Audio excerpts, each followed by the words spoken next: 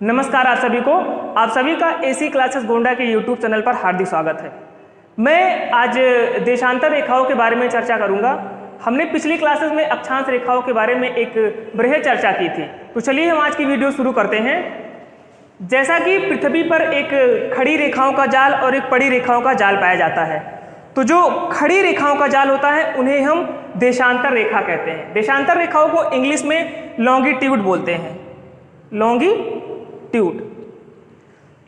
अगर हम इसकी परिभाषा के बारे में बात करें कि देशांतर रेखाओं की किस प्रकार से परिभाषित कर सकते हैं, तो इसकी परिभाषा है उत्तरी ध्रुव को दक्षिणी ध्रुव से जोड़ने वाली रेखाओं को देशांतर रेखा कहते हैं। यानी जो उत्तरी ध्रुव है और ये दक्षिणी ध्रुव है, इसको एक खड़ी रेखाएं होती हैं जो आपस में इसको जोड़ती रहती हैं, तो इनको इस तरह से हम समझ सकते हैं।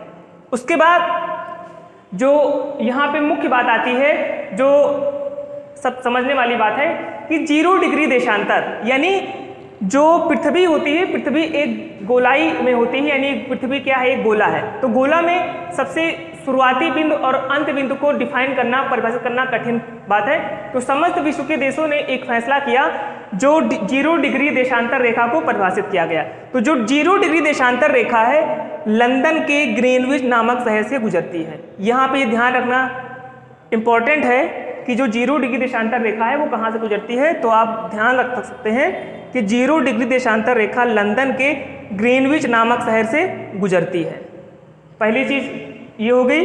उसके बाद आता है कि जो देशांतर रेखाएं होती हैं उनका प्रयोग किन चीज़ों में किया जाता है। तो देशांतर रेखाओं का जो प्रयोग है वो समय ज्ञात करने में किया जाता है।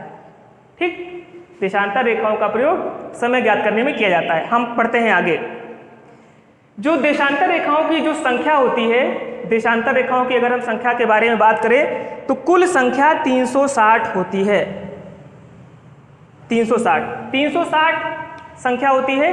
चूंकि 360 कोण होते हैं, यहाँ पे एक चीज मैं समझाना चाहूंगा कि अगर हम इस तरह से इसको काउंट करें तो 0 डिग्री जो देशांतर रेखा होती है, 0 डिग्री और उसके बाद 180 डिग्री, ये दोनों सेम होती हैं। इसलिए यहाँ पे 360 के बजाय 361 नहीं होती है, 360 ही होती है। यानी 0 डिग्री और 180 डिग्री की जो रेखा होती है वो एक ही होती है। तो ये चीज हो गई। उसके बाद जो एक क्वेश्चन और आता है कि दो देशांतर रेखाओं के मध्य की बीच की जो दूरी होती है वो कितनी होती है।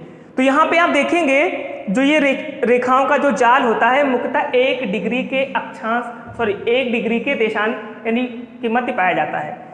और एक चीज यहाँ पे समझने वाली बात है कि जो इनके मध्य की जो बीच की दूरी होती है, यहाँ पे आप देखेंगे तो जो विषुवत रेखा होती है यानी जो भूमध्य रेखा होती है, इस बिंदु पे इनके मध्य की जो दूरी होती है वो बढ़ जाती है। यानी यहाँ पे इनके जो मध्य की दूरी है वो बढ़ जाती है। अन्यथा उसके बाद जब ऊपर जाते हैं या नीचे जाते हैं, यानी उत्तर की तरफ बढ़ेंगे या दक्षिण की तरफ बढ़ेंगे, तो जो इनके मध्य की दूरी है क्रमशः घटती जाती है और ध्रुवों पर पहुंचने पर एकदम शून्य हो जाती है। वैसे अगर हम औसत दर्जे की बात करें तो इनके मध्य की बीच की जो दूरी होती है अक्षांश रेखाओं के बराबर ही लगभग होती है, लेकिन इसमें कुछ थोड़ा सा ज्यादा होती है। जैसे 111.31 किलोमीटर होती है। आप इसको ना ध्यान रख करके 111 किलोमीटर ही ध्यान रख सकते हैं, इसमें कोई दिक्कत नहीं है।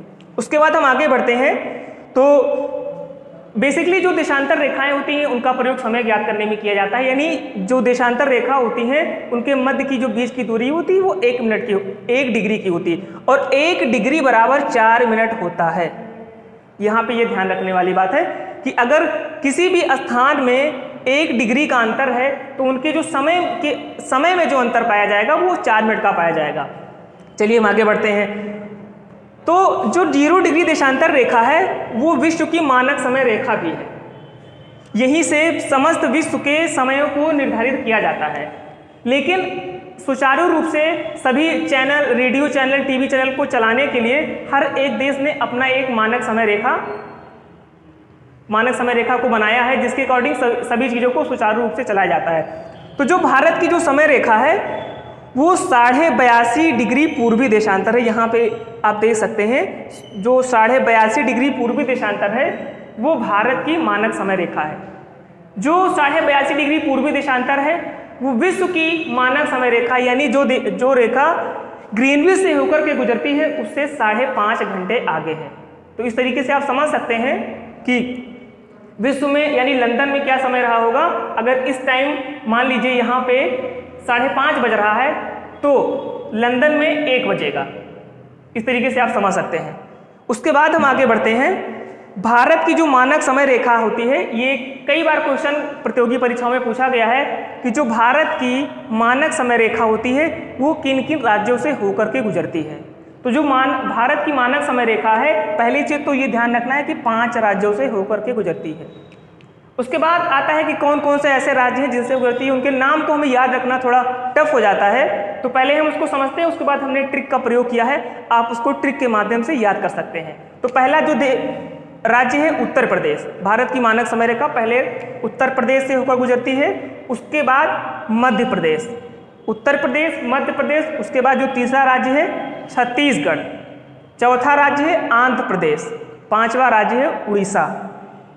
उत्तर प्रदेश, मध्य प्रदेश, छत्तीसगढ़, आंध्र प्रदेश और उड़ीसा यानी भारत के 5 राज्यों से होकर के भारत की मानक समय रेखा गुजरती है। इसको हम एक ट्रिक के माध्यम से याद करेंगे। आप एक लाइन याद कर सकते हैं, उत्तर में 36 अंधे उड़े। लाइन को मैं फिर से दोबारा बोलता हूं, उत्तर में 36 अंधे उड़े। उत्तर मतलब हो गया उत्तर प्रदेश, में मीन्स एमपी यानी मध्य प्रदेश, 36 का मतलब हो गया छत्तीसगढ़, अंधे का मतलब हो गया आंध्र प्रदेश और उड़े का मतलब हो गया उड़ीसा। तो इस प्रकार से आसानी से आप इसको याद कर सकते हैं, भारत की मानक समय रेखा किन किन 5 राज्यों से होकर के गुजरती है। उसके बाद ये हमारी देशांतर रेखाओं की सीरीज थी, ये खत्म हो गई। इसके